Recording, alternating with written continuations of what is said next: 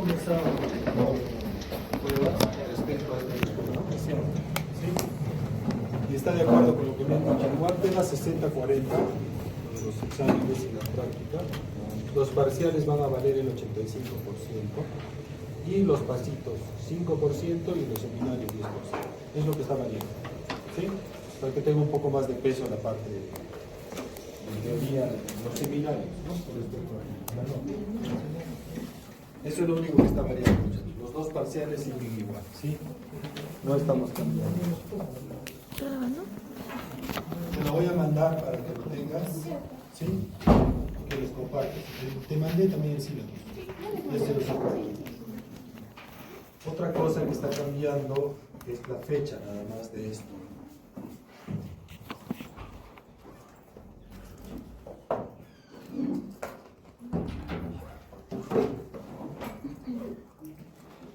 Lo único que está cambiando acá es la fecha del parcial, ¿sí? Para tratar de que sea un poco más equitativo, son los 10 primeros temas, 11 temas acá y 10 acá, ¿sí? El parcial va a ser el 10 de octubre, el primer parcial, y el segundo parcial es el día 12 de diciembre. ¿El parcial? ¿Cómo? Ay, 10. Y el 12 es el segundo parcial, ¿sí? Con respecto a los seminarios que me estaban preguntando, vamos a tratar de dividirnos en 5 grupos, que es lo que he hecho el semestre pasado. Cada grupo, si van a ser por afinidad, que sea para las 3 exposiciones, para que no haya problemas, ¿sí? La exposición, muchachos, es indistinta. Si son 6 los del grupo, los 6 tienen que saber el tema. Yo voy a escoger a 3 para que expongan el tema. O sea, todos tienen que saber. Y la idea es que participen todos al momento de hacer el cuestionario, porque eso también va a formar parte de la calificación, ¿sí? Te voy a pasar también la rúbrica del seminario para que la tengas, ¿ya? Eso básicamente. La idea de esto es, lo que yo he notado francamente cuando he hecho los seminarios el semestre pasado, es que por lo menos de estos temas me han estudiado. Esa es la idea de esto. Yo creo que cuando uno revisa para hacer una exposición, por lo menos lees de manera más profunda. Esa es la idea de esto, ¿sí? Y después hacemos pues un cierre con respecto a cada uno de los temas, ¿no? Las partes puntuales. Igual yo tengo las diapositivas que se las voy a mandar una vez que me hagan la exposición, y les mando para que tengan de dónde estudiar, ¿sí? Pero los exámenes están quedando para el 10 de octubre y para el 12 de diciembre, ¿sí? Lo que vamos a desarrollar ahora son 3 temas, básicamente relacionados a las emergencias con respecto a la especialidad. Sí, vamos a ver la parte de abdomen agudo médico y quirúrgico, y la parte de cuerpos extraños e ingesta de cáusticos, que son básicamente emergencias que las van a ver todos los días cuando hagan guardia. Con respecto a abdomen agudo, lo que tenemos que entender básicamente es acordarnos un poco de anatomía, hacer una buena semiología, acordarnos algo de la fisiología del dolor y tratar de entender los exámenes auxiliares que yo voy a solicitar a mi paciente. Si voy a pedir una ultrasonografía, tratar de entender o ver qué cosa voy a encontrar o qué voy a esperar de una ecografía, y también de una radiografía de abdomen simple, resonancia, tomografía. Y entender algo con respecto a qué medicación tenemos que usar en un paciente con dolor abdominal. ¿Cuáles son los objetivos? Básicamente, proporcionar pautas prácticas para abordaje integral de los pacientes con abdomen agudo no traumático, porque el paciente con traumatismo abdominal cerrado o abierto es diferente, ¿sí? Es básicamente quirúrgico. Reconocer nuevos cambios en el manejo óptimo del paciente con sospecha de abdomen agudo y tomar rápidamente decisiones para el beneficio del paciente. Este último punto creo que es el más importante, porque básicamente si nosotros interpretamos un dolor como patología quirúrgica, ese paciente va a pasar directamente a cirugía, ¿no? Y no va a estar esperando varias horas para diferentes exámenes que le tengamos que solicitar. Este es un caso clínico, ¿sí? Un paciente masculino de 49 años, sin antecedentes de importancia, acude a la emergencia por un dolor abdominal difuso, intenso, de 4 días de evolución, asociado a alza térmica cuantificada de 38,5 y presenta vómito. Al examen físico, que lo encontramos taquicárdico, mire, con una frecuencia cardíaca de 106, ¿sí? 17 respiraciones por minuto, respiración superficial, presión arterial 110/60, temperatura 38,7, saturación de 97%, abdomen distendido, doloroso a la palpación, dolor a la palpación superficial profunda, dolor a la percusión, ruidos hidroaéreos disminuidos, no soplos. En los exámenes auxiliares que encontramos, recuento leucocitario con incremento de leucocitos a predominio de polimorfonucleares, y en el estudio tomográfico le hacen una tomografía al paciente de ingreso y le encuentran un apéndice dilatado, ¿no?, de 10 milímetros con paredes engrosadas y colección intraabdominal. Con todo esto, si no tuvieran la tomografía, ¿qué diagnóstico tuvieran? Es una apendicitis aguda. ¿Qué más?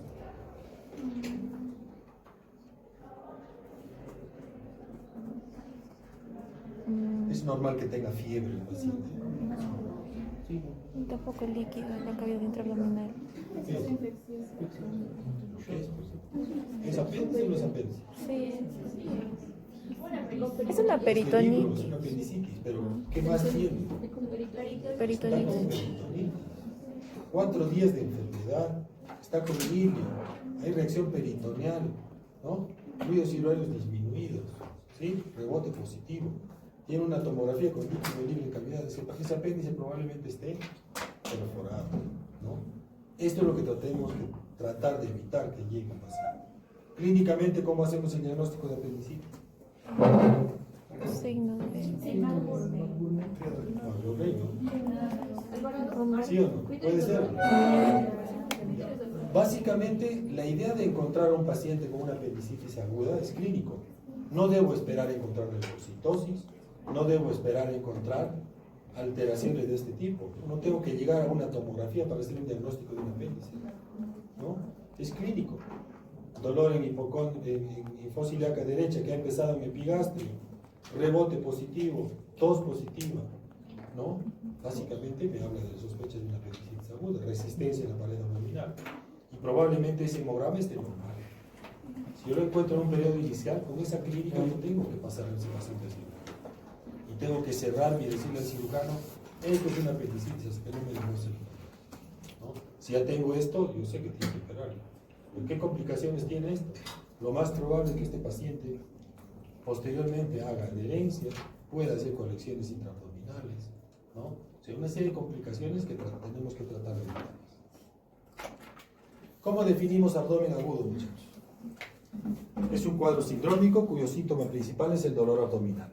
¿Qué características tiene? Inicio súbito, o puede ser progresivo, más de 6 horas de evolución, pero menos de 7 días de duración. Es decir, a eso llamamos abdomen agudo, ya sea médico o quirúrgico, ¿sí? Gran intensidad de dolor que generalmente requiere un diagnóstico rápido, preciso para dirigir al paciente para la conducta posterior. ¿En qué puede acabar este dolor?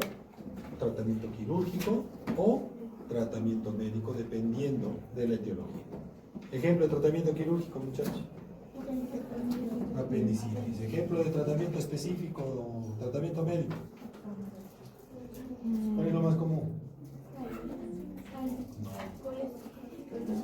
O etiología, mejor dicho, no tratamiento. Etiología, ¿cuál sería? No, si ese es quirúrgico. ¿Ah? Cálculos igual es quirúrgico. Tratamiento. Abdomen agudo médico. ¿Ah? Pancreatitis es el primero, ¿no? ¿Qué más? Cólicos biliares. Puede causar dolor, ¿no?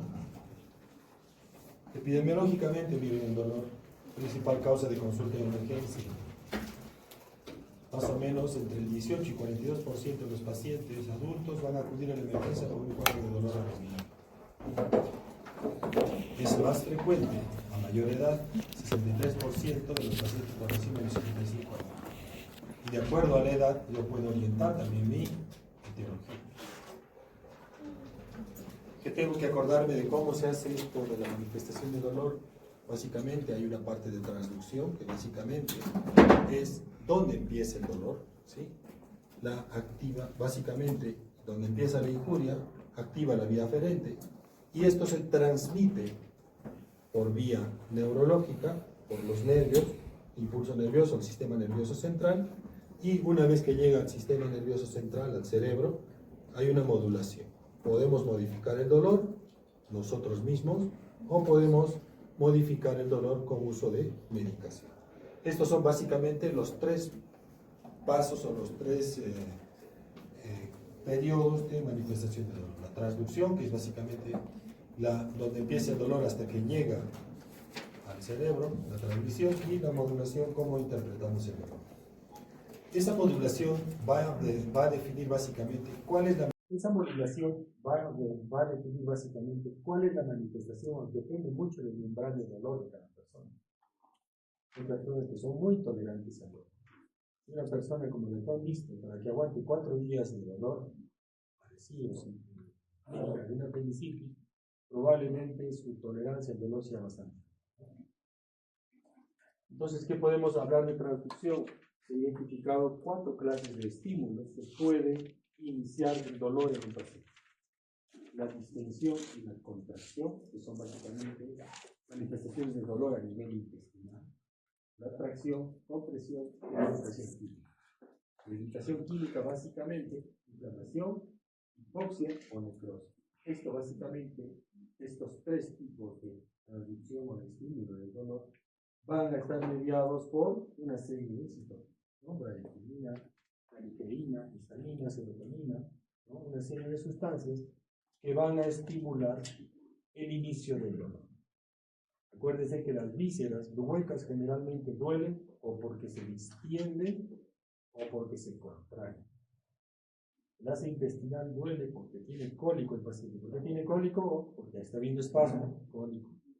O un paciente con hilo intestinal por una oclusión intestinal tiene dolor por la sobredistensión.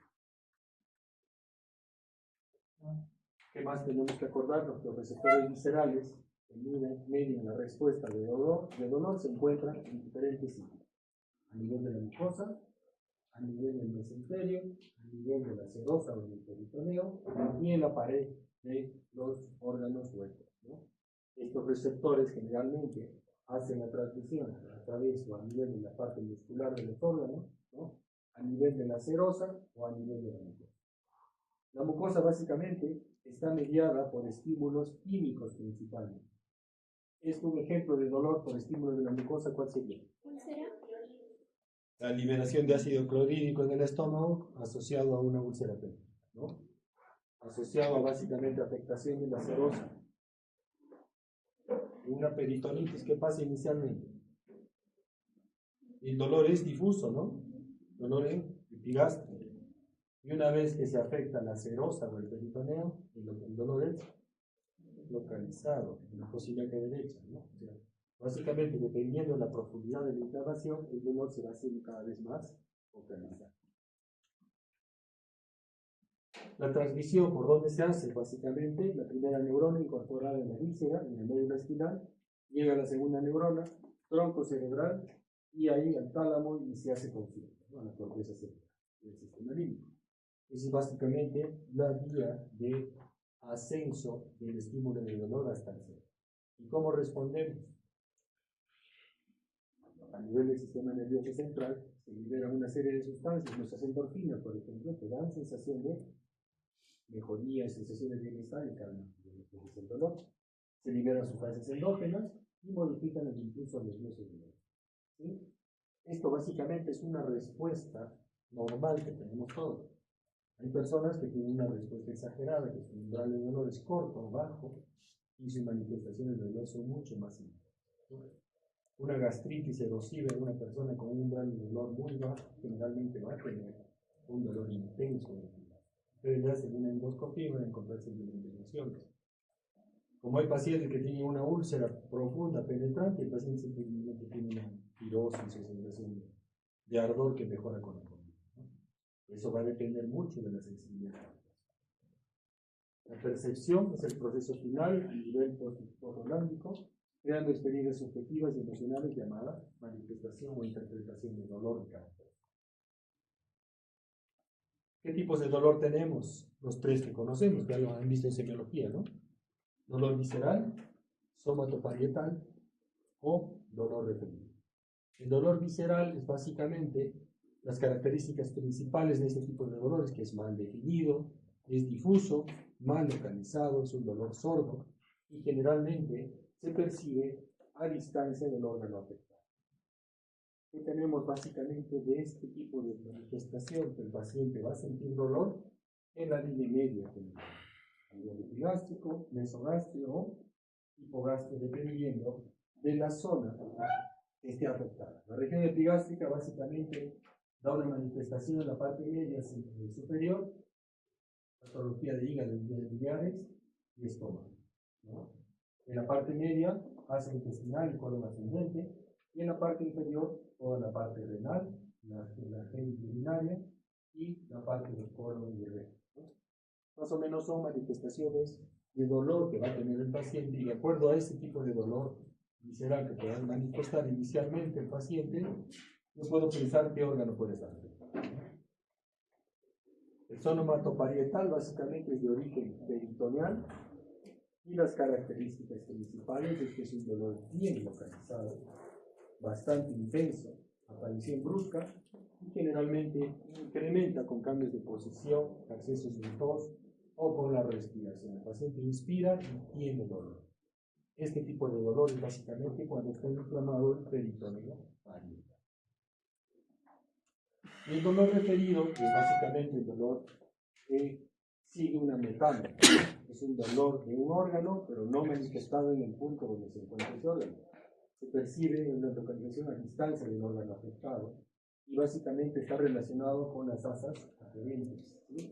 Asociado al dermatoma. Por ejemplo, el infarto agudo de miocardio, dolor donde manifiesta el paciente. Brazo izquierdo. Principalmente es Brazo izquierdo. en región retroesternal, pero el dolor referido puede ser en brazo izquierdo, puede ser en la parte mandibular, ¿no? En el páncreas, en el cinturón hacia la parte posterior, interescapular, ¿no? Básicamente son los dos tipos de dolor más característicos que podemos tener, ¿no? Pero miren ustedes, ¿no? La parte del hígado y la vía biliar, dolor en la parte del cuadrante superior derecho, ¿no? Puede irradiarse a la parte dorsal y el dolor en el hombro también puede generar inflamación de la vesícula, ¿no? ¿Qué pasa cuando se atragantan con algo en el esófago del paciente? O cuando han comido algo y ya han pasado sin agua, ¿qué pasa? El dolor generalmente es retroesternal, pero no es un dolor puntual. Uno siente sensación a veces en la garganta o a veces lo sientes en la parte del pito, ¿no? La vía urinaria y la región hipogástrica, ¿no? Y páncreas es el más característico, ¿no? El cinturón. Con el infarto siempre tengan cuidado. El infarto de cara diafragmática a veces puede dar dolor parecido a un problema vesicular, puede doler en la parte del hipocondrio derecho.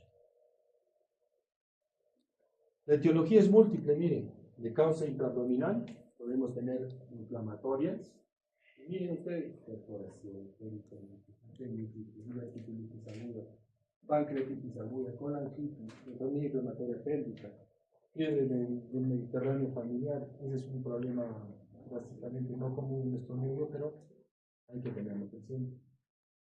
Trastornos de la musculatura, de la mucosa visceral, afectaciones básicamente inflamatorias, esofagititis, colitis infecciosa, úlcera péptica, enfermedad inflamatoria intestinal, obstrucción visceral, cólicos biliares, cólicos vesiculares, obstrucción intestinal, distensión de la cápsula.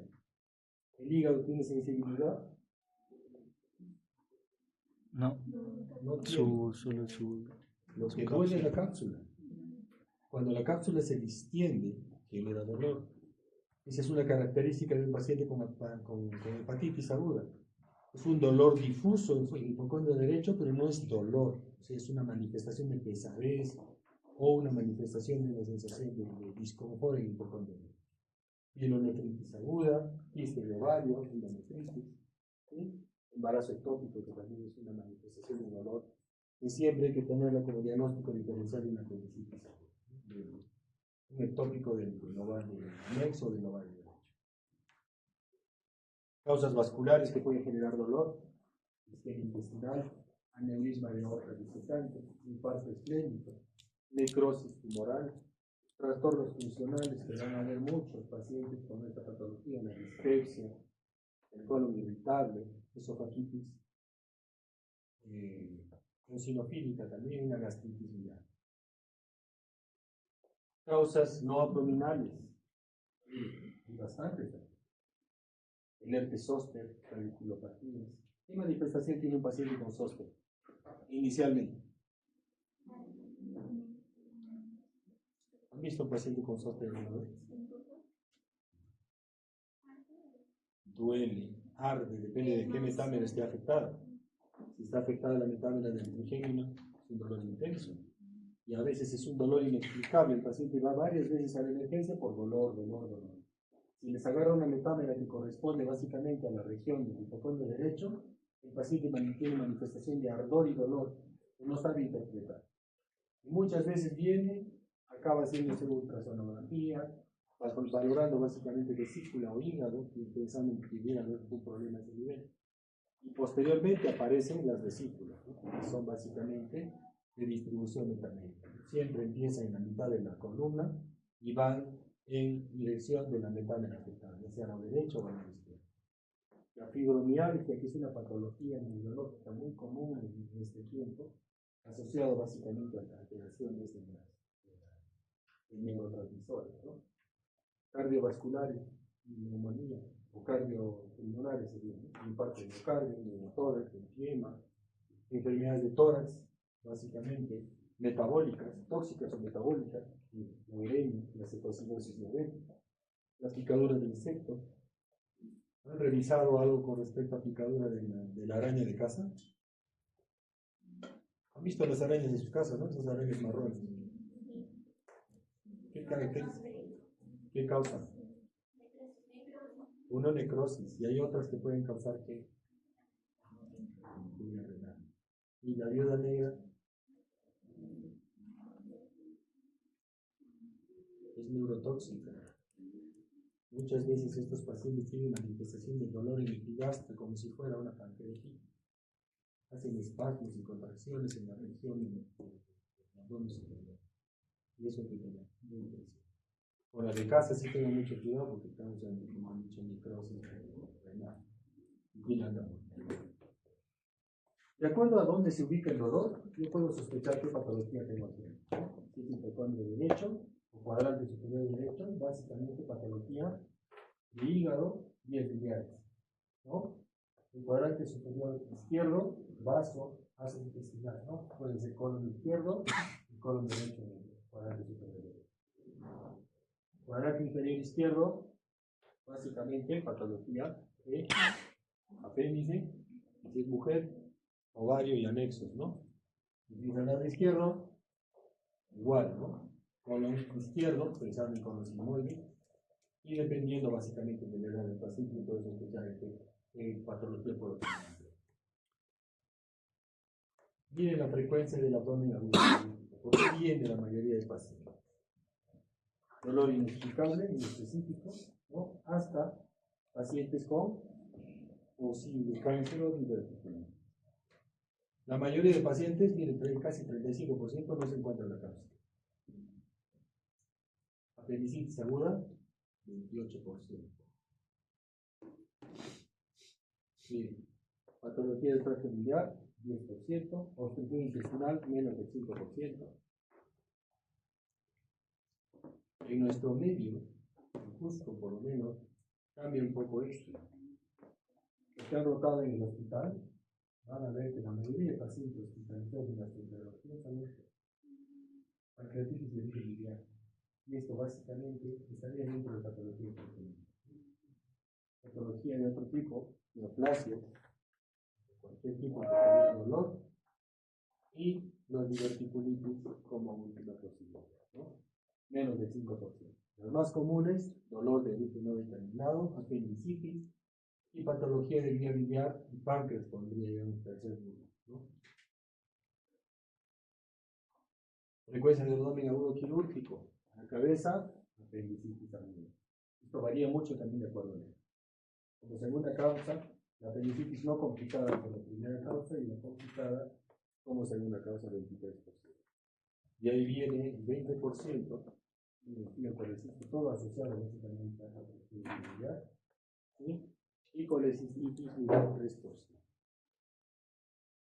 ¿Cómo hacemos el diagnóstico? Siempre un buen interrogatorio nos ayuda bastante, un interrogatorio adecuado, examen físico, buscar puntos dolorosos y pruebas complementarias, ¿no? Y siempre tener en cuenta una larga lista de posibles diagnósticos diferenciales. Siempre tengan eso presente. No todos son apéndices. La edad influye bastante, porque de acuerdo a eso yo puedo determinar cuál puede ser su patología. El sexo, mujeres en edad fértil pueden tener ruptura de quistes folliculares y pueden tener síntomas similares a una apendicitis aguda.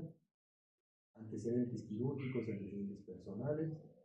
Características del dolor son importantes, la localización, tipo de dolor, intensidad del dolor, cronología del dolor, factores que alivien o agravan el dolor, síntomas asociados, factores de riesgo, ¿no? Estos son básicamente los datos parecidos a lo que se llama en Alicia Peca, ¿no? Es básicamente un poco más descriptivo de la Alicia. ¿Qué síntomas acompañantes son importantes? Cambios en el hábito respiratorio, si hay fiebre o no, si el paciente tiene melena asociada a su dolor, si hay náuseas, vómitos, si hay síntomas ginecológicos o si hay anorexia. Principalmente esos datos también les pueden orientar a determinar cuál puede ser la principal causa del dolor. En el examen físico, igual, ¿no? Inspección, auscultación, palpación y percusión. En el abdomen siempre la palpación es antes o es después de la auscultación, ¿cierto? Siempre. Porque cuando nosotros palpamos podemos alterar los fluidos circulares. ¿Sí? ¿Qué buscamos? Signos de manifestación de dolor, dependiendo de dónde sea el dolor del paciente. Malborde, Blumberg, Murphy, signo del psoas, el Roxy. ¿Cuál es el signo de Roxy? ¿Se acuerdan o no? ¿Cuál es Roxy positivo? Dolor en las manos. Eso es un signo de apendicitis. Igual, manifestaciones de dolor de acuerdo a qué zona presenta el dolor del paciente. Habitualmente dividimos en 9 segmentos, que es lo que más usamos, ¿no? 2 hipocondrios, 2 flancos, 2 fosas ilíacas, epigastrio, hipogastrio y mesogastrio, ¿no? Es mucho más descriptivo, más fotográfico que dividir en 4 partes, ¿no? Y eso les va a permitir a ustedes determinar qué puede estar afectando al paciente, ¿no? Siempre buscar los signos y los puntos dolorosos clásicos. ¿El Murphy para qué sirve? Colecistitis aguda. ¿El punto de Murphy dónde está? En la unión del reborde costal con la línea imaginaria que pasa del ombligo con la línea axilar anterior. El punto donde cruza es el punto de Murphy. Cuando digo que tiene Murphy positivo, cuando yo le presiono al paciente, le pido que respire y el paciente deja de respirar. Eso es colecistitis aguda, hasta que no se demuestre lo contrario. Este es Malburne, este es para ver apendicitis aguda. Igual, línea imaginaria entre el espino ilíaco superior y la cicatriz umbilical en el lado derecho. Tercio externo con los tercios internos. Yo presiono y genero dolor. Eso es Malburne positivo. Si yo presiono y suelto, el Blumberg positivo. ¿Y eso qué me habla? Peritonitis. Este es apendicitis y el otro es peritonitis. Y este signo es el signo del tos positivo o Blumberg, ¿no? Es el nombre que le da. El paciente manifiesta dolor en fosa ilíaca derecha cuando hace un estímulo reflejo posible. Tose y le duele. Eso es signo de apendicitis. Bloomer es lo que les decía, rebote o reacción inflamatoria o dolor al descomprimir la fósila de atrás. Exámenes auxiliares que le vamos a pedir: hemograma, glucosa y la creatinina, grupo sanguíneo y factor, factores de coagulación, tiempo de tratamiento. Básicamente para determinar si fue amilasis y pasa si están sospechando de una apendicitis, una pancreatitis. Los análisis básicamente van a estar direccionados de acuerdo a la clínica que yo tenga. No a todos les voy a pedir de canto esto, ¿no? Si el paciente no tiene manifestación de dolor característico de una pancreatitis, no tiene por qué pedirse la amilasis anipasa. Pero básicamente, siempre hay que descartar otras posibilidades. Un cólico renal también vamos a encontrar en un examen de orina, presencia de sangre. Podemos encontrar, ¿qué más se puede encontrar en un cólico nefrítico?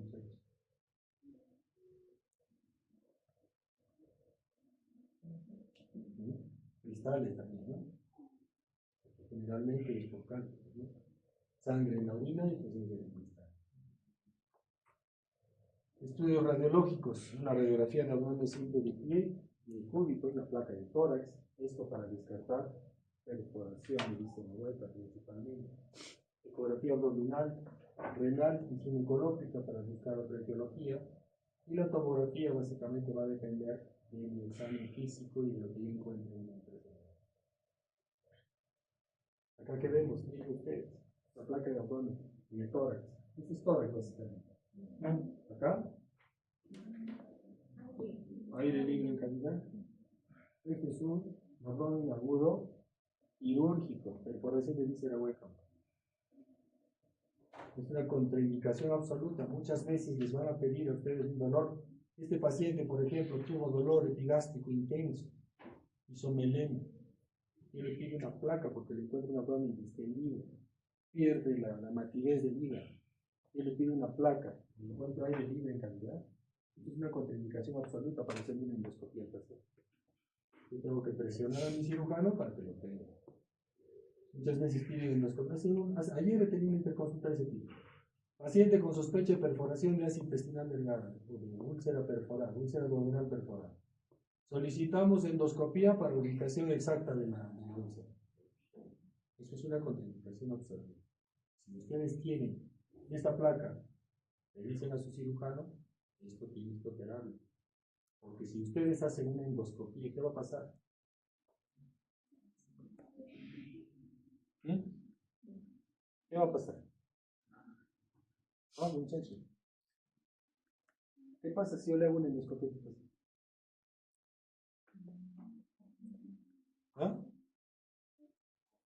¿Por qué va a perforar el pulmón si su hueco está en su estómago, en su intestino? ¿Podemos agravar la úlcera? ¿No? Si está perforado. Lo que vas a aumentar o vas a empeorar es un neumoperitoneo. Si era un huequito de 2-3 milímetros, ¿qué hace el intestino normal? ¿O qué hace nuestro peritoneo? Trata de bloquearlo, ¿no? Muchas veces se bloquean las perforaciones con nuestro epíflomo. Si nosotros le ponemos aire, ¿qué va a pasar? Se suelta esa zona que está tratando de bloquear y empeoramos el problema. Normalmente cuando yo hago una endoscopía voy a irrigar agua, voy a irrigar líquido y voy a meter más contenido dentro de la cavidad peritoneal. ¿Qué otra cosa podemos encontrar en una placa de abdomen? Distensión de asa delgada, edema de pared, ¿no?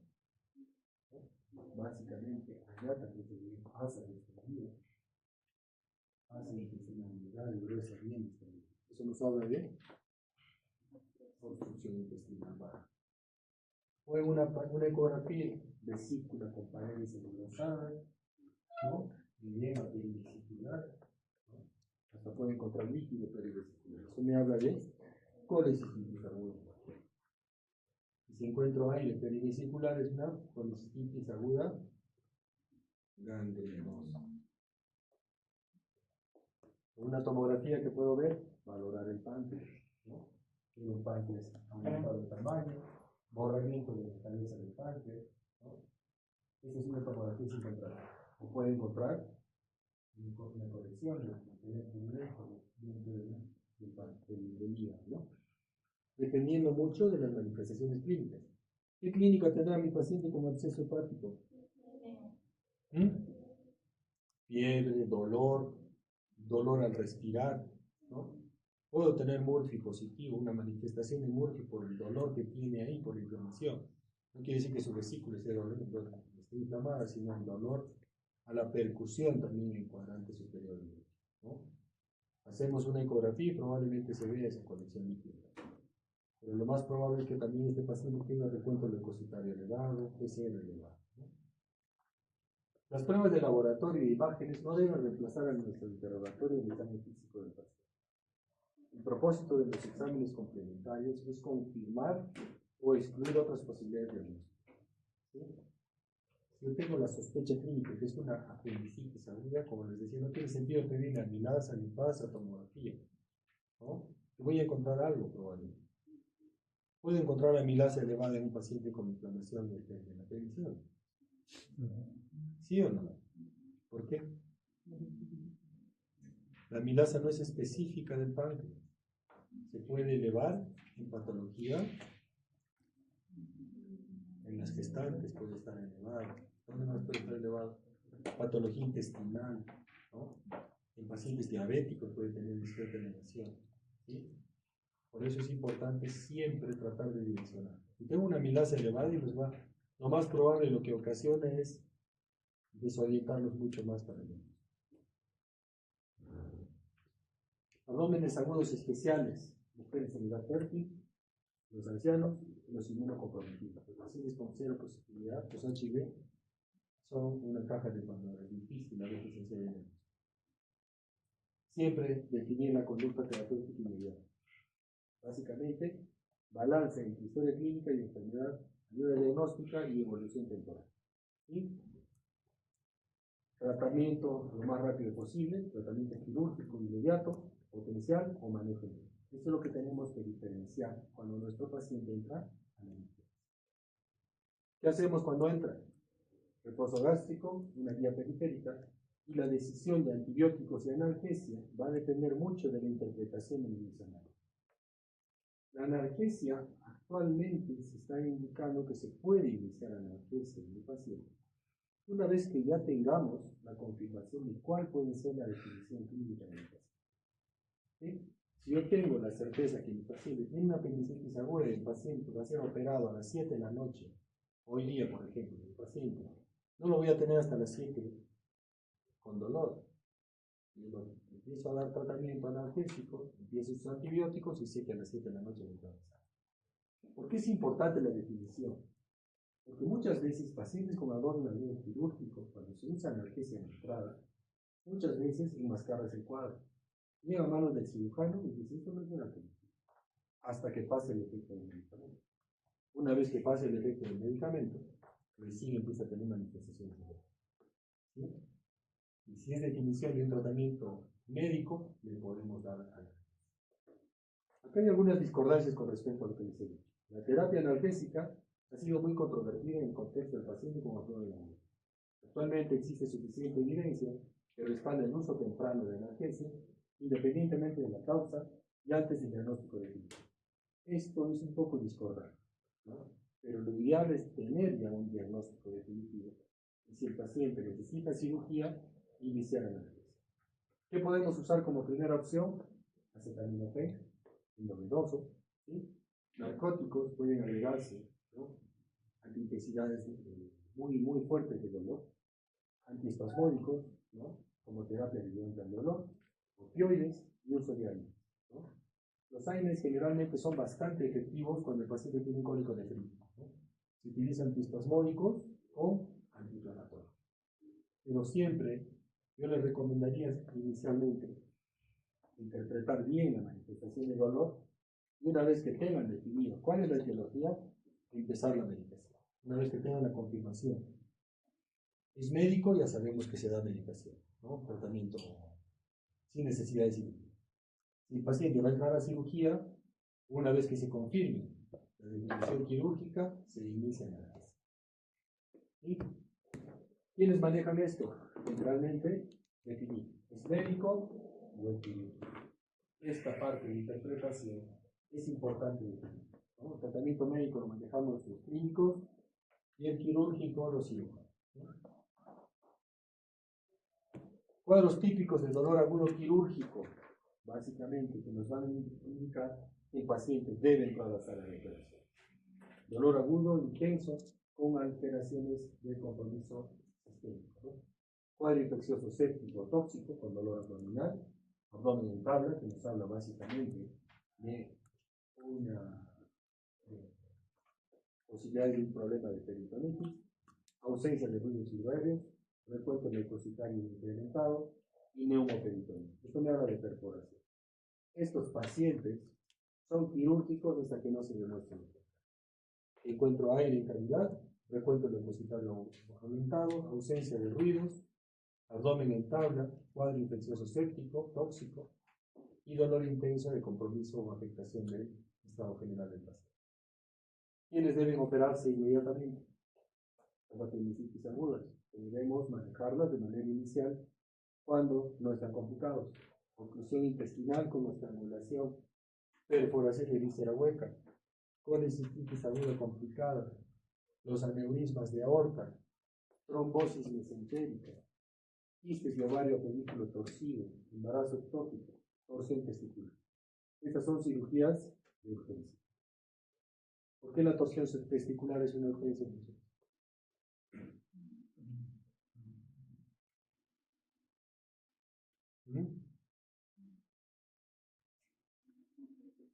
¿Por qué? Se disminuye el flujo sanguíneo a uno de los testículos como consecuencia de la Causa torsión. necrosis. Ujú. Necrosis testicular, ¿qué más? El dolor insoportable. Es un dolor intenso, ¿no? Y muchas veces estos pacientes pueden acabar con infertilidad, ¿no? ¿Qué pasó con nuestro paciente? Una peritonitis secundaria a una apendicitis aguda. Se realizó la paratomía expiratoria donde se encontró un apéndice perforado con material purulento en cavidad peritoneal, ¿no? Se realizó apendicectomía, aspiración de contenido peritoneal, lavado de cavidad. En el postoperatorio inmediato fue manejado con antibióticos, evolución favorable sin complicaciones. ¿Qué hubiera pasado a este paciente si hubiera venido a las pocas horas? Si hubiera podido ir probablemente al segundo o tercer día, ¿no? Si hubieran hecho una colega y se hubiera ido para el quinto. El riesgo a largo plazo de este paciente es que nos haga adherencia, puede ser por lesiones intraabdominales. Ya claro que no tiene lavado, pero existe esa posibilidad. Algo puntual de apendicitis aguda, muchachos. Es la primera causa de abdomen agudo en gente joven, ya con 40% o 7% de prevalencia a nivel de la población general. ¿Sí? Generalmente, con una correcta anamnesis y un examen físico adecuado, nosotros podemos llegar a un diagnóstico clínico adecuado, ¿sí? Indicando que este paciente es netamente clínico. Haciendo una buena historia clínica y un buen examen físico, ustedes no necesitan análisis de laboratorio. ¿Qué va a pasar? ¿Por qué se produce? Uno, por obstrucción del orificio apendicular. En el 30% de los pacientes con apendicitis se encuentran fecales. ¿Qué ocasiona esto? Aumento de edema de la pared y empieza a haber secreción y causa inflamación y perforación.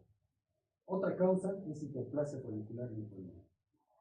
Esto está relacionado mucho en pacientes con cuadros virales previos. ¿Sí? Hacen el cuadro inflamatorio, adenitis mesentérica, inflamación de la folícula linfoidea, se obstruye el conducto y empieza toda la cascada inflamatoria que se ve básicamente igual que como un fecal. Otras causas no muy comunes, el tumor carcinoide, no tiene presentación en el orificio del apéndice, en el fondo. Cuerpos extraños como parásitos también pueden causar eso, o restos vegetales. ¿Cómo es la secuencia o cronología de Murphy que le llaman? ¿No? Creo que se conoce más que cambios en la localización del dolor, básicamente. El dolor generalmente empieza en el epigastrio, dolor inespecífico, no característico. A medida que van evolucionando, pasando las horas, se inflama el peritoneo parietal y el dolor se localiza en cuadrante inferior derecho. Si el paciente continúa con inflamación, se perfora el apéndice y causa signos de peritonitis localizada. Más o menos esa es la secuencia de inflamación. ¿Qué vamos a encontrar en el examen físico? Lo más común, dolor en el cocón hipociliaca derecha, rebote positivo si está con peritonitis.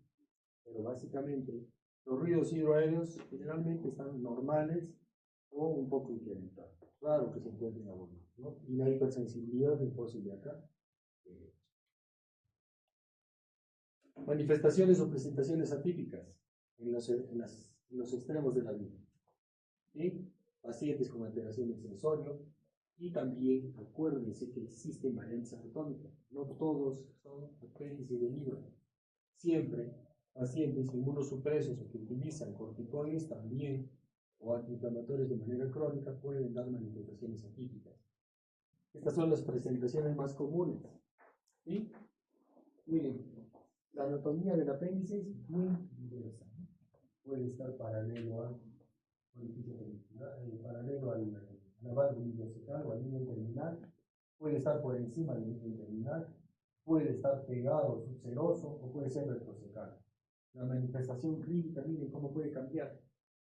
Dolor en cuadrante inferior derecho, puede haber dolor en flanco o en la espalda, puede haber dolor testicular, puede haber dolor suprapúbico dependiendo de dónde esté ubicado el apéndice.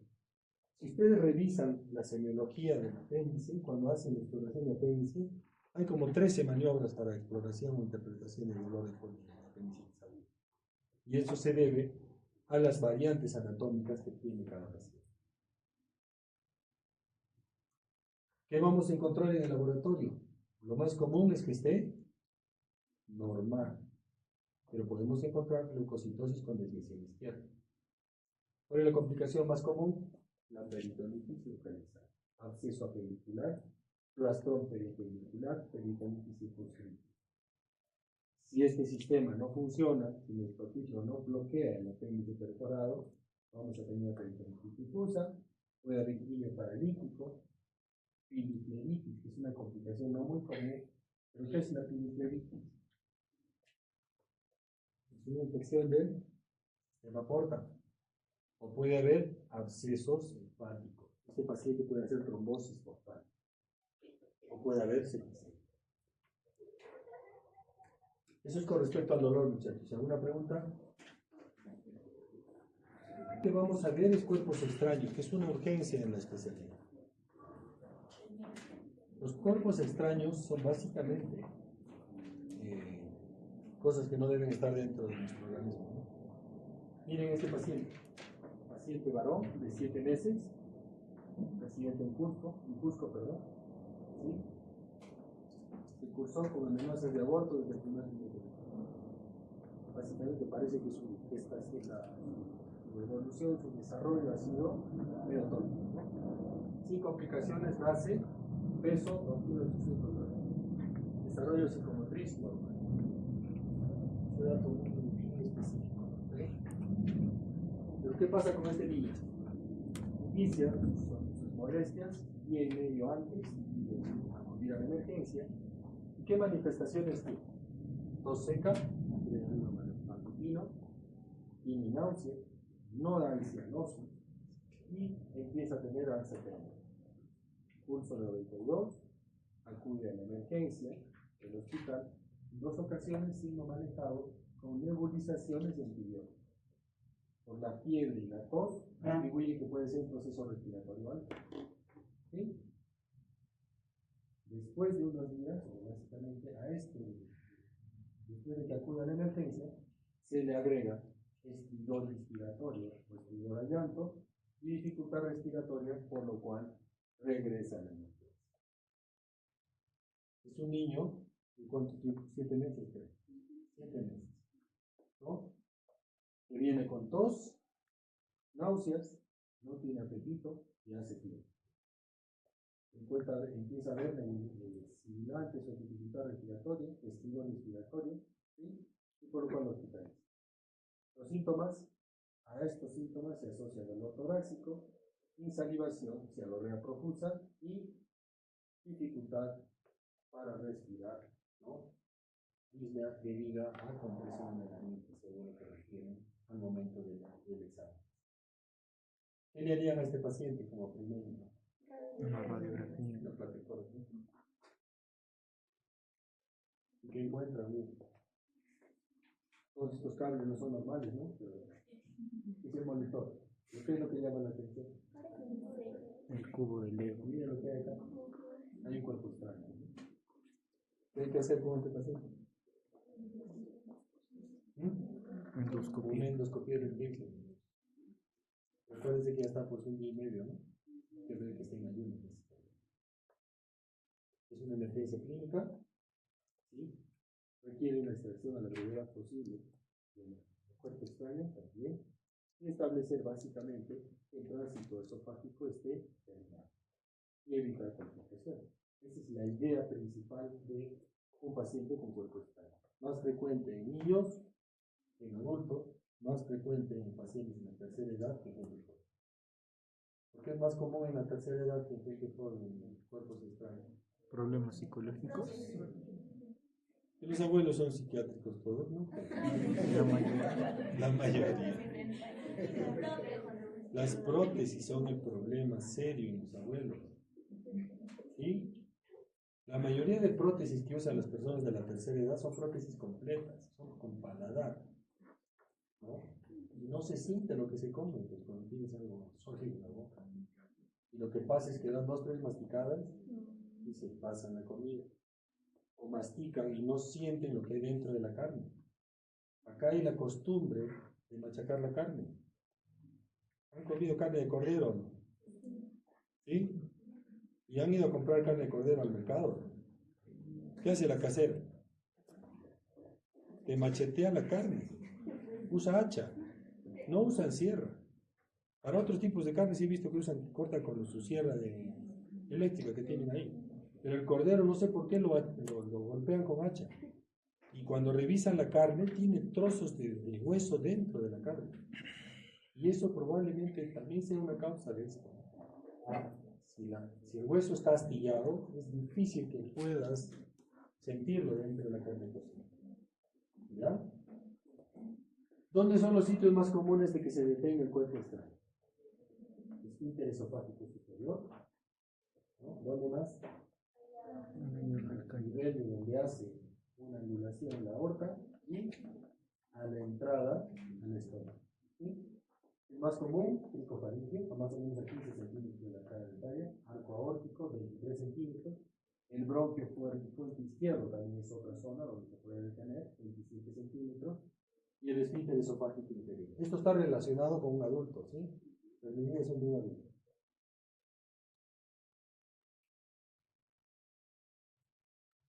Ahí tenemos donde se pueden quedar los cuerpos extraños. ¿Cómo hacemos el diagnóstico? ¿Qué va a tener el paciente que se atragante en el cricofaringe? Sensación de atragantamiento, ¿dónde? ¿Dónde es el cricofaringe? Arriba. ¿Qué más va a tener? Examinación, dolor, no va a poder pasar la saliva, el paciente lo está rodeando, ¿no? Más seguido, ¿no? ¿Qué más? Puede haber estridor. Acuérdense que está cerca de la vía respiratoria, ¿no? Todo cuerpo extraño accesible endoscópicamente debe ser extraño. Siempre se debe estudiar la peligrosidad del objeto. ¿A qué se refiere esto? Son punzo penetrante, hay que tener mucho cuidado, hay que ponerle un cobertor. Es una aguja o es un alfiler, hay que ponerle algo encima para que al momento de traccionar no termine de lastimar el esófago. Si es un hueso, también tratar de acomodarlo para al momento de traccionar no termine de desgarrar el esófago. Se debe hacer un estudio radiológico simple, previamente a la endoscopía. ¿Sí? ¿Para qué? ¿Para qué le sirve esta placa? Primero, para evaluar la localización, Una localización, ¿qué más? forma del objeto y evaluar su peligrosidad. Principalmente que no esté perforado el esófago. Porque si ustedes le hacen la endoscopía, lo más probable es que si se termina de perforar, les van a echar la culpa a ustedes. O ya estaba perforado al momento que estábamos haciendo la endoscopía. Siempre esos datos hay que poner en sobreaviso de la familia y del paciente. Tienes un cuerpo extraño de 48 horas como es este niño, ¿no? Las probabilidades de que esté necrosado ese esófago, que esté perforado son altas. Siempre hay que poner en sobreaviso. Si yo sospecho que está perforado, antes de hacer el estudio, debo practicar una tomografía, una radiografía para ver si hay aire libre. ¿Dónde es más común que se encuentre? En el esfínter esofágico superior. ¿Sí? Es mucho más frecuente, casi el 80% de los cuerpos extraños están así. El esófago es una cavidad virtual, un órgano hueco que tiene como contenido, básicamente la finalidad es llevar alimentos de la boca al estómago, ¿no? Básicamente tiene un movimiento de apertura y de cierre por el estímulo del alimento. Los estrechamientos, como hemos dicho, esfínter esofágico superior, esfínter esofágico inferior, el nivel del callado aórtico son los más comunes, donde puede quedarse el cuerpo extraño. Cuerpos extraños en niños y lactantes. Hay que tener mucho cuidado. Lo más común, moneda, llaves, hilo. Esto es lo que hay que tener mucho cuidado. Eso muchas pilas. Las pilas de moneda tengan mucho cuidado. Eso debe sacarse apenas uno tiene una presunción. Pero puede haber de todo. Juguetes pequeños, pinzas, juguetes, alfileres, ¿no? Y siempre, básicamente, en los niños la ingestión suele ser resultado de la curiosidad oral natural y se produce en forma inadvertida. Los niños con trastornos de desarrollo psicológico, psiquiátrico y enfermedades psicológicas tienen mayor riesgo de tener la posibilidad de acceder a lo que tenemos. Las monedas son un riesgo y son un peligro, porque es una costumbre muy común de las mamás darles monedita porque juegan los niños. Porque te compres tu dulce, le dicen porque dejes de llorar. Y después acaban poniéndose la moneda. Eso hay que tener mucho. Pero puede haber otras cosas. Esto es en adultos. Esta es la causa principal.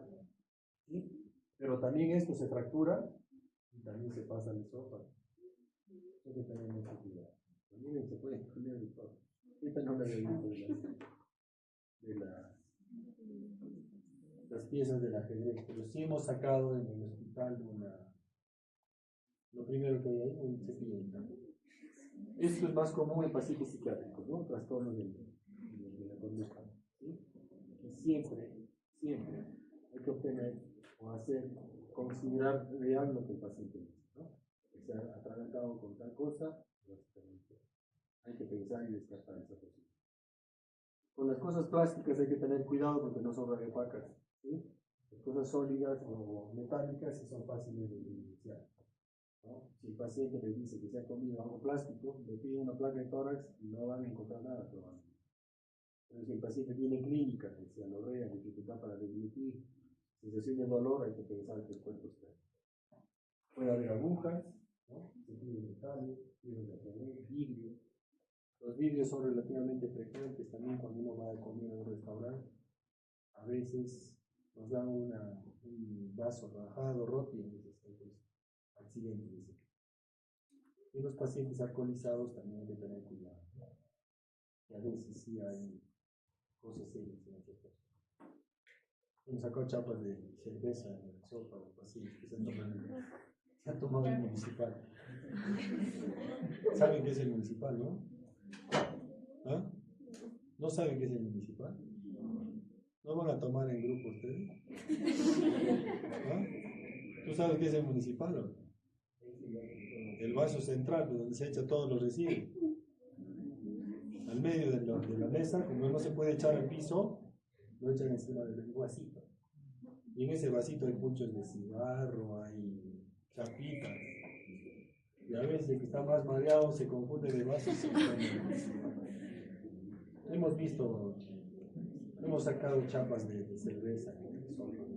El problema de las chapas de cerveza no es el tamaño en sí, sino todos los dientes que tiene alrededor, ¿no? Cuando es dentado, la mucosa queda adherida a los dientes y es difícil extraer, ¿no?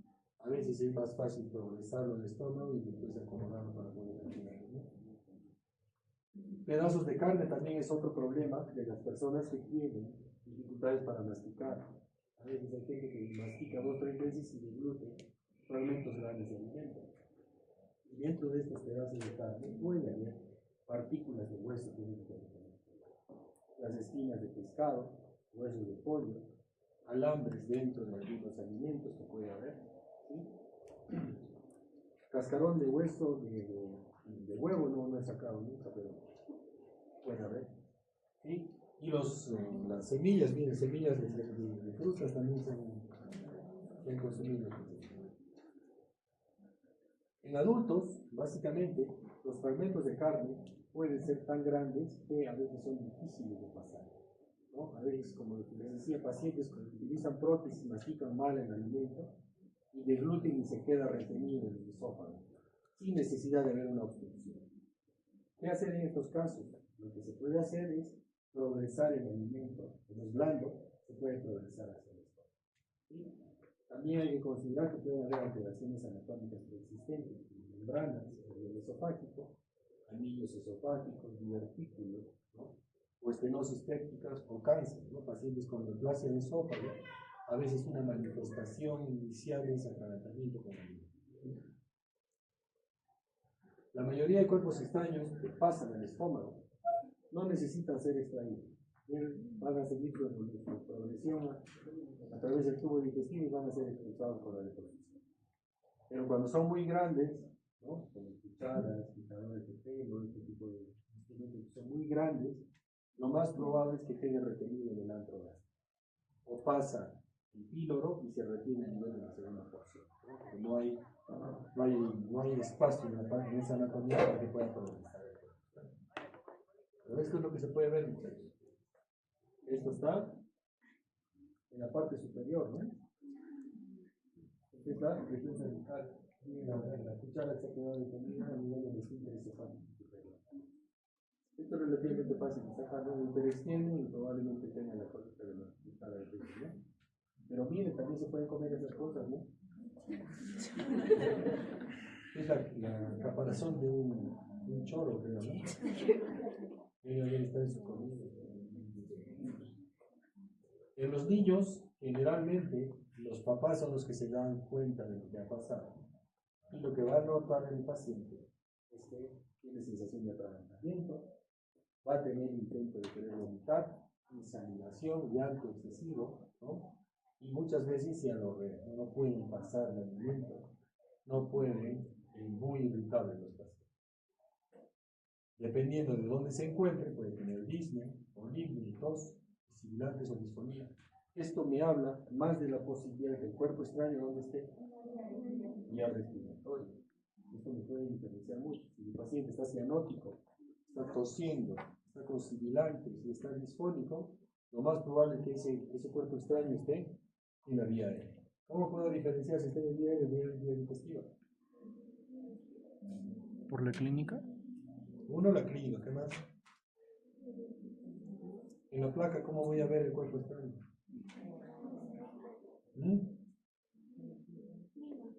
¿Dónde está el tórax? ¿Dónde está la tráquea? Si yo me tomo una placa de frente, la voy a ver probablemente después. Si no tomo una placa de costado, ¿qué va a pasar? El cuerpo extraño va a estar, si está en el esófago, está bien pegado a la columna. Y si está a nivel de la vía respiratoria, va a estar más anterior. Y puede estar también en la tráquea, ¿no? No va a estar en la línea media, va a estar por fuera de la línea media cuando tenga la placa de frente. Y lo más probable es que este paciente tenga dificultad respiratoria. Y tos y cianosis, ¿no? En adultos, es siempre posible saber qué es lo que ha desviado con lo que se ha presentado, ¿no? Con frecuencia los objetos puntiagudos y los huesos producen dolor y sensación de cuerpo extraño, laceración de la mucosa. Esto hay que interpretarlo también. Hay pacientes que se atragantan y lo primero que hacen es tratar de retirárselo manualmente. Y a veces se progresa espontáneamente el cuerpo extraño hacia el estómago. Y cuando ustedes hacen la endoscopía, lo único que encuentran es una laceración de la mucosa. Y eso probablemente sea por el traumatismo producido por el mismo paciente. Al comienzo, las infecciones van a producir obstrucción esofágica. Pueden ocasionar dolor retroesternal o subesternal, dificultad para deglutir, arcadas, vómitos y infección de vómito. ¿Se han atorado alguna vez, muchachos? Una sensación desesperante, ¿no? Sensación de muerte, de que falta el aire, una serie de cosas. Esa manifestación es inicial porque el cuerpo extraño probablemente esté a nivel del esfínter esofágico superior, cerca del diglo, ¿no? Y ahí puede haber esa dificultad para respirar. Otra cosa que hay que tener cuidado, yo creo que es la clínica. Salletas grandes con cubierta entérica. Esto también nos ha pasado, que el paciente se come la pastilla sin sacarle el precinto que tiene, ¿no? El aluminio que tiene el paciente. ¿Sí? Y también ha habido ingestas accidentales o retenciones de este accesorio que usamos en endoscopia. Es una videocápsula endoscópica. La videocápsula es un accesorio que usamos para hacer procedimientos. Es bastante grande, casi tiene 12 milímetros de longitud, 12 milímetros por 8 tengamos de diámetro, ¿no? Es bastante grande. El impacto del cuerpo extraño generalmente se va a producir a nivel esofágico, ¿no? Y generalmente es por lo que les decía, que el paciente no mastica adecuadamente o que degluten sin apoyo o asistencia de líquidos adicionales, ¿no? Y generalmente pacientes que no tienen buena masticación o que tienen algunas alteraciones de conducta psiquiátrica también van a tener problemas con este accidente, ¿no? Básicamente, las prótesis dentales también pueden tener riesgo, trastornos de conducta, pacientes que ingieren voluntariamente cuerpos extraños para salir de la cárcel también, ¿no? Pacientes de burreto que llevan también sustancias tóxicas dentro de su organismo que también pueden ocasionar problemas de descargo en el momento, ¿no? Y la ingesta de algunos frutos con la semilla central que es sólida y dura que también puede haber atravesamiento. Esto es normal. Miren ustedes. Puede haber otras cosas, ¿no? Los pelos, las pinzas de pelo, de todo puede encontrar. Pero esto es lo más común, ¿no? Encontrar alimentos retenidos por mala masticación. He comido eso que está ahí es un botón, parece, ¿no? Los síntomas generalmente, como les decía, sensación de ahogo, vómitos, saliva con pérdida de sangre y estrés respiratorio o estridor. El último dato que nos puede indicar a sospechar que puede ser afectación de la diabetes. Siempre nuestro examen va a estar relacionado con nuestra interpretación, nuestro examen físico, ¿no? Síntomas que requiere el paciente para determinar si es tributario o no de hacer una endoscopia. Una vez que nosotros hacemos el procedimiento endoscópico y encontramos el cuerpo extraño en el esófago, lo ideal es retirarlo. Siempre y cuando nosotros tengamos la certeza que al momento de retirarlo no se nos queda retenido en la parte cercana al epíglottis, porque se puede caer, al momento de que usamos pinzas pequeñas, puede soltarse de la pinza y puede el paciente broncoaspirarse. Es un paciente pequeño, es difícil que nos colaboren en el procedimiento. Lo ideal es preservar su vía aérea, inicialmente intubarlo en sala de operaciones para poder retirar de manera adecuada el cuerpo. Siempre el examen abdominal debe ser dirigido a descartar la posibilidad de perforación u obstrucción, ¿no? ¿Cómo voy a interpretar si está perforado un esófago, muchachos? Clínicamente, ¿qué puedo encontrar en un paciente? Y le digo, este está perforado, sin hacer el examen. Enfisema subcutáneo es una manifestación que puede estar hablando de la posibilidad de perforación, ¿no? La placa de tórax, miren, el tórax y cuello debe practicarse reiteradamente en niños. Radiografía de perfil también puede dirigir entre las maneras localizadas en el esófago y las que se ubican en la tráquea. ¿Sí? Miren, acá está la moneda y acá está la moneda. Esta moneda está bien pegada a la columna, ¿sí? No está en tracto aéreo, ¿ya? Acá tenemos otra monedita, ¿sí? Y allá que tenemos un tornillo que está en el intestino delgado. Un piercing que es el piercing igual que utiliza todo el paciente.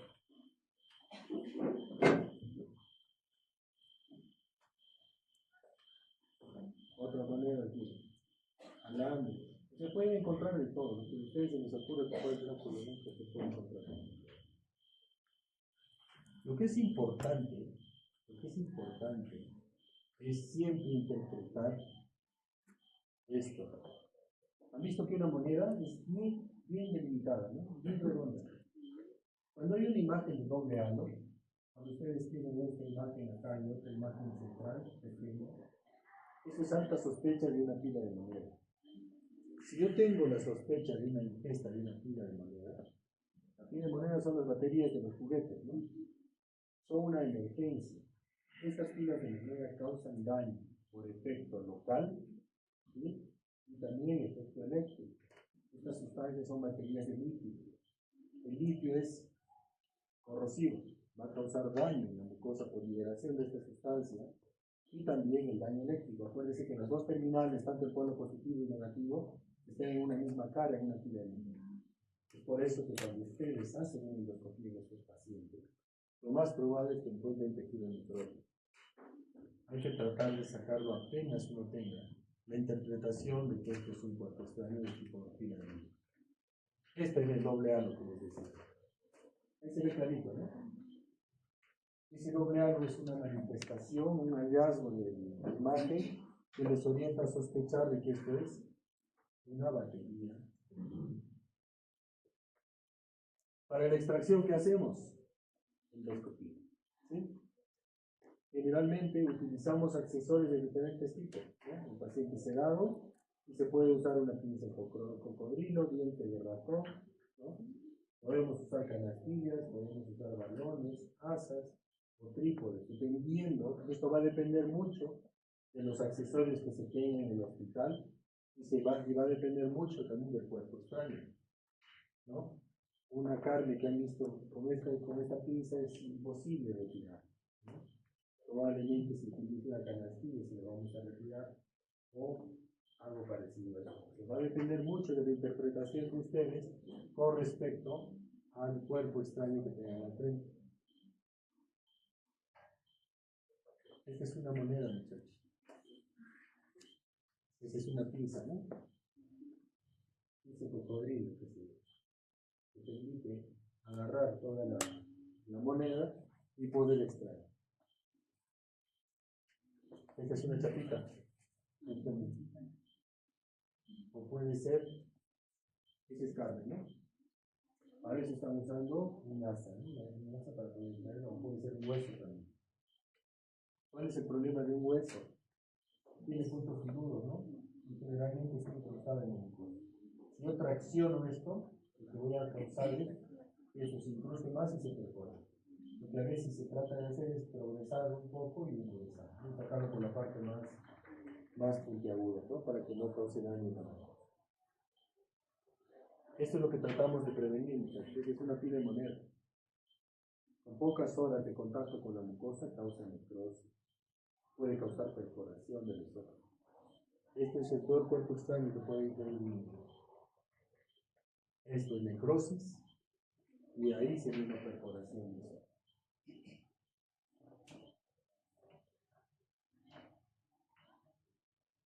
¿Qué puede dejar como consecuencia un cuerpo extraño en un esófago?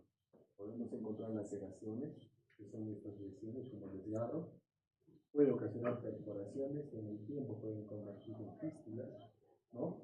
Disnea o asfixia, por compresión de la tráquea, que probablemente ha sido lo que ha pasado con este niño, ¿no? Ya ha estado un día tranquilo y después ha estado con estirón respiratorio, ¿no? Puede causar hemorragia, puede causar perforación el cuerpo extraño. Los cuerpos extraños básicamente son de necesidad de resolverlos de manera urgente. Podemos usar balones también para progresar. Nuestro paciente se ha comido la conexión del cable, ¿no? Eso es lo que tratamos de hacer. Paciente niño, tenemos que siempre interpretar. Ya ha habido ingesta accidental en un cuerpo extraño, si el paciente tiene cianorrea, tiene dificultad para respirar. Y si nosotros al explorar la cavidad oral no encontramos ninguna lesión en la garganta, ¿no? Puede tener un paciente cianorrea y puede tener úlceras orales también, ¿no?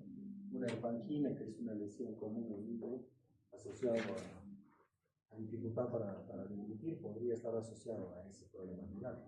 Pero si no tenemos ningún hallazgo en la cavidad oral y la madre o el padre dicen, oye, tenía una moneda y ahora no la encontramos, lo más probable es que pueda ser el cuerpo extraño. Y siempre tratar de solicitar su radiografía para completar el estudio.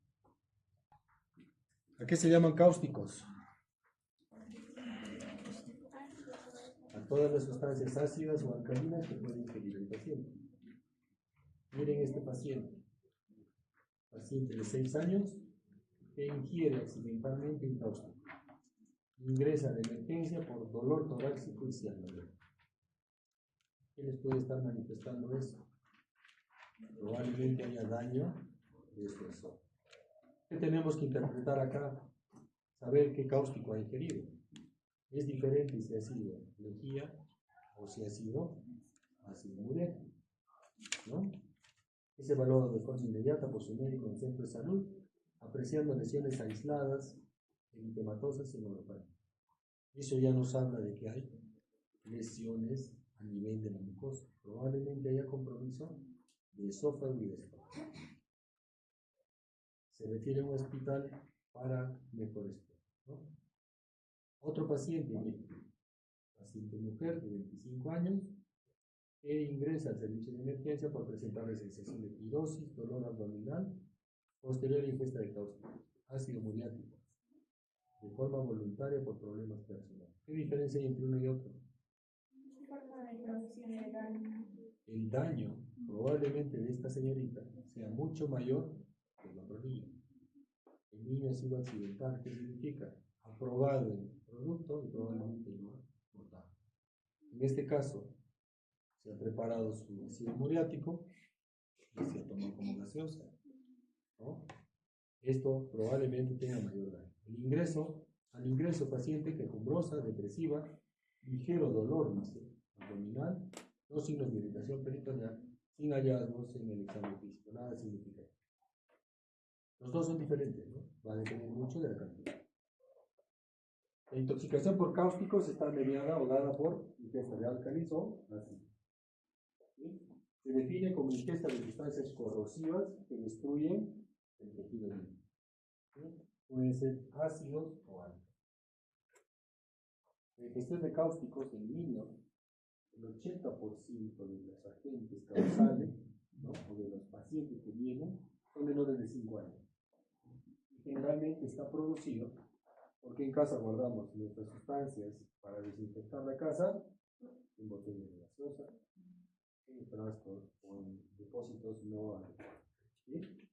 Y este producto es uno de los más grandes. La soda cáustica. ¿Sí? La soda cáustica se usa para desatorar los baños, las cañerías. Vienen en polvo o vienen piedritas y parecen caramelos cuando son piedritas. Cuando un niño agarra o ve esto, lo primero que hace es tratar de piensa que es un caramelo, ¿no? En adultos está relacionado más con ingesta accidental o intento de suicidio. Lo más común, ácido clorhídrico o ácido muriático, ácido sulfúrico, ácido acético, ¿no? En álcalis, el amoníaco, que ha sido estado de moda en la época de la pandemia, ¿no? Hidróxido de sodio, la soda cáustica y el hipoclorito de sodio, ¿no? Esto básicamente es un blanqueador, un detergente que se utiliza en desinfectante que se usa muy comúnmente en la casa. Básicamente, ¿de qué va a depender el daño que se produce? Del tipo de cáustico que ingiera nuestro paciente, de la cantidad y concentración y el tiempo de contacto de la sustancia con la mucosa. Tenemos esos 3 factores que van a influir en el daño por cáustico: tiempo de contacto, cantidad ingerida y el tipo de cáustico que ingiere. ¿Sí? ¿Qué va a pasar con nuestros pacientes si ingieren ácidos? ¿Qué tipo de necrosis va a producir? Necrosis por coagulación, es decir, coagula las proteínas. Hay pérdida de agua, deshidratación del tejido, se produce una escara y esto tiene menor poder de penetración, es decir, lo que quema de entrada. ¿Sí? Esta afectación es casi inmediata. ¿Qué pasa con los álcalis? Causa necrosis por licuefacción, causa saponificación, trombosis, desnaturalización de proteínas, hay retención de agua y hay quemadura térmica y por hidratación y tiene un gran poder de fermentación. Entre los dos, el más dañino, el que más secuelas da es el alcohol, es el que causa necrosis por licuefacción. El problema del ácido es que destruye y tiene alto riesgo, pues si es una cantidad grande, ¿no? De perforación, necrosis, todo el plan. La necrosis por licuefacción, ¿sí?, es básicamente la que se produce en profundidad y causa destrucción aguda, y en 4 o 5 días se va a producir la formación de escamas. Va a ir profundizando mucosa, submucosa y capa muscular en el tiempo, ¿no? Generalmente va a causar destrucción en profundidad. El quinto día hay repitelización del tejido, caída de la escara y generalmente hay retracción cicatrizal con estenosis a partir de la tercera y cuarta semana. Esto ya se considera la fase crónica. Si yo tengo una destrucción extensa del tejido de manera inicial, lo más probable es que en el tiempo este paciente haga estenosis. Miren este esófago normal, y ha quedado un desfiladero en todo el esófago medio. Este paciente tiene complicaciones para comer, va a tener complicaciones para poder hacer dilataciones. En muchos de estos casos acaban en transposición colónica, ¿no? Cuadro clínico de la fase aguda, generalmente dolor, disfagia, cianorrea, puede haber sangrado, ¿no? Puede haber estrión inspiratorio, puede haber, si hay daño en las cuerdas vocales, va a haber disfonía o afonía, epigastralgia, signos de perforación, si la cantidad de contenido álcalido de ácido que ha consumido es alta, puede haber manifestaciones de neumomediastino o neumoperitoneos, si la perforación es antigua. Pero la manifestación principal es dolor, cianorrea, sangrado en la cavidad oral, pintiborragia, ¿no? Edema de glotis, edema del paladar blando, ¿no? Y básicamente pues disfagia y disfonía, ¿no? Complicaciones tempranas de ingesta de estas sustancias, básicamente. La primera es descartar perforación de esófago, ¿sí? Esto que va a producir mediastinitis, formación de abscesos en el mediastino, sepsis y con alta mortalidad. La perforación gástrica, ¿qué nos va a causar? Neumoperitoneum. ¿Qué hay acá?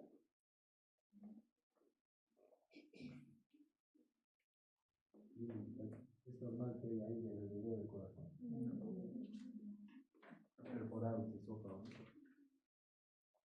Una perforación esofágica. Complicaciones crónicas. Si el paciente pasa la fase inicial, va a haber cicatrización, estenosis, reaparece la disfagia porque el paciente no puede deglutir y generalmente es progresiva e irreversible. Dependiendo de la extensión de esta complicación, vamos a poder hacer sesiones de dilatación a partir de la cuarta semana, dilatación del esófago. Y si son estenosis muy extensas, pensar probablemente en una transposición colónica, ¿no? Es decir, generar o fabricar un nuevo esófago. Estenosis de esófago, más o menos, llegan al 15%. Otra complicación a largo plazo de estos pacientes es el esófago deteriorado o dañado, tiene alto riesgo de evolucionar a un cáncer de esófago. Suele aparecer más o menos 40 años después del accidente, ¿ya? A largo plazo, este paciente tiene alto riesgo de tener complicaciones principalmente relacionadas con carcinoma pulmonar. ¿Cuándo debemos hacerle la endoscopía? Generalmente dentro de las 24 hasta las 48 horas le podríamos hacer la endoscopía. Pasado ese tiempo, si yo descarto que no hay perforación, ¿no? Hasta las 48 horas si no hay perforación. Pasadas las 48 horas no puedo hacerle sino hasta pasadas las 3 semanas del evento del accidente. ¿Qué nos permite la endoscopía? Ver el grado de lesión de la mucosa, la localización, la extensión y la severidad de la quemadura de la necrosis. ¿Cuándo está contraindicada la endoscopía? Cuando hay obstrucción de la vía aérea, cuando hay signos de perforación, si el paciente está inestable, si está en shock o si ha pasado más de 48 horas. Esas son las contraindicaciones absolutas para no hacer una endoscopía en un paciente con IgG. ingesta de sustancias corrosivas. ¿Qué podemos encontrar? Miren ustedes, acá que se ve, esta es la vía respiratoria, quemazón de la quemadura de la laringe, quemadura por cáusticos a nivel del tercio medio del esófago.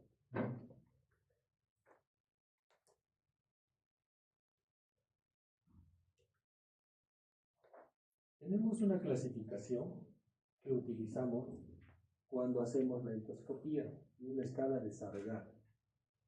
¿Qué nos mide esto? El grado de quemadura que hay en el esófago o en el estómago y el riesgo que implica tener este tipo o este grado de Sargar. El Sargar va del 0, que es glucosa normal, hasta el 3D. El 3D, ¿qué es? Extensas áreas de úlcera o necrosis.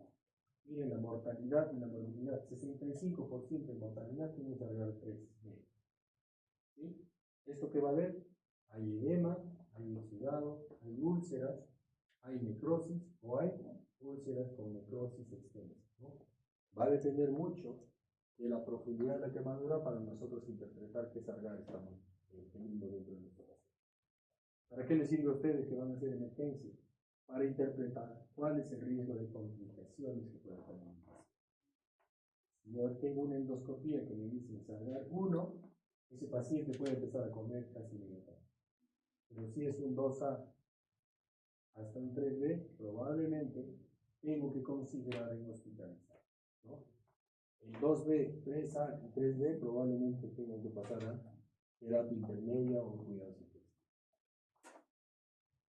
Estos son los grados de quemadura, ¿no? Eritema, podemos ver esto, un poco de enrojecimiento del esófago. Podemos ver exudación, podemos ver necrosis, ¿no? Áreas de necrosis focalizadas, o podemos ver esto, ¿no? Necrosis más extensa, o necrosis bien marcadas en el esófago o en el estómago. La complicación va a depender del grado de destrucción del tejido, ¿no? La radiografía es importante nuevamente para determinar que no haya perforación de esófago o de estómago. Si yo encuentro aire libre en mi intestino, estoy hablando de perforación. Y esta radiografía con contraste generalmente es un procedimiento que se hace a partir de la tercera semana para ver complicaciones tardías. Miren cómo ha quedado este esófago, ¿no? Uniforme, irregular, prácticamente 2/3 del esófago están comprometidos por una quemadura. O podemos ver aire libre en calidad. Si está perforado, esto es de necesidad quirúrgica. ¿Qué tratamiento se da? Generalmente, pacientes, calmar el dolor, antiinflamatorios y antibióticos, es controversial y a veces el uso de corticoides. En áreas de urgencia se debe valorar siempre que la vía aérea esté permeable, adoptar medidas de soporte necesarias para la estabilidad hemodinámica y siempre mantener vía aérea permeable, hidratación, antibióticos, los corticoides en algunos grupos de gente no lo utilizan, otros sí prefieren para prevenir complicaciones tardías, pero generalmente va a depender mucho del grado de quemadura que tenga el paciente. Si es un Sargar 2B y 3, debe entrar a UCI, probablemente cobertura antibiótica y posiblemente considerar uso de corticoides. Si tiene una quemadura de primer grado, lo ideal es que sabemos que ese paciente debe empezar a comer dentro de las primeras 24 horas. Se puede usar inhibidor de bomba de protones, antibióticos y considerar el tratamiento quirúrgico si hay sospecha de abnormalidad. Esto va a depender, como les decía, del grado de quemadura. El 2 y el 3 deben estar en UCI. ¿Sí? Pacientes con 2A se recomienda dieta absoluta o reposo absoluto de dieta 48 horas. Y si el paciente a las 48 horas no tiene cialorrea y deglute la saliva de manera adecuada, se puede empezar con dieta líquida, ¿no? En 2B y en 3, estos pacientes probablemente queden en reposo gástrico por un tiempo prolongado, van a necesitar nutrición parenteral, ¿no? Y básicamente, probablemente, van a necesitar sesiones de dilatación a partir de la tercera semana, dependiendo del estudio radiológico que se le haga. En la fase latente, que es el proceso de cicatrización, básicamente hay que ver que se forme el tejido de granulación. La endoscopía en este momento está contraindicada. Es a partir de las 48 horas hasta las 3 semanas. El tejido está ulcerado, edematoso, hay áreas de hemorragia, hay probablemente trastorno de la motilidad del estómago, ¿no? Y puede haber áreas de necrosis. Cuando tenemos ya la fase de cicatrización, que es la 3ª semana, muy probable que estos pacientes acaben en sesiones de dilatación. ¿Qué se utiliza? Estos dilatadores de Savary, que son bujías de diferentes diámetros, que hay que progresarlas a través del estómago, de la cavidad oral hasta el estómago, en diferentes diámetros, ¿no? Dependiendo del diámetro de estenosis que tengamos aquí. Y en algunos casos va a acabar en cirugía. Como les decía, transposición colónica o gastrectomías totales, dependiendo del grado de destrucción que existe. Esto es lo que les decía, ¿no? Si hay daño extenso del esófago, lo más probable que se haga es una transposición colónica o una esofagostomía con gastroesófago anastomosis, dependiendo de la extensión del esófago lastimado, ¿no? Puede ser que se reseque parte del estómago y se haga como un túnel hasta la zona adecuada del esófago que existe en el paciente. O la transposición colónica, que es lo que actualmente se está propiciando. ¿Qué pasó con esos pacientes? El niño. Miren qué lesión tiene en el esófago. Eritema, ¿no? Un poco de sangrado y no hay necrosis. Sorgar 1A. Sería un 1A, ¿no? Edema friable, hasta un 2 podría ser, ¿no? Membranas friables, ¿no? Indica dieta líquida y sale de alta a las 24 horas. Control posterior, ninguna molestia durante la alimentación. Esto no va a dejar secuela, ¿no? No hay áreas de necrosis. ¿Qué pasó con la otra paciente? En las primeras 12 horas de ingreso se realiza una endoscopía alta para valorar lesiones de esófago y establecer su pronóstico. Miren su esófago. Está despulido, ¿no? Fibrina. Tejido despulido. Estómago. Áreas de necrosis, ¿no?